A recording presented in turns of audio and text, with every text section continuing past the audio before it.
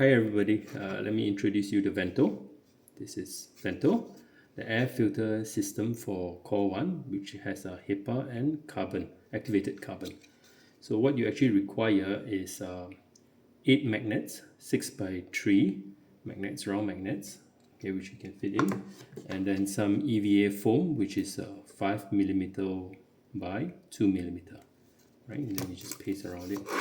So the grids is actually the infill, okay, which is a gyro infill. So what you need is actually 40 grams of carbon, activated carbon. You pour it in, give it a little bit shake to even it out, and then you take this HEPA filter, you press it in.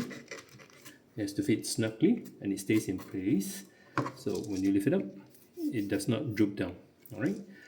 So to install it on the CoreOne, you just align the 4 holes to the M3 screws that's on the back and just clip it in, and the magnet will keep it in place.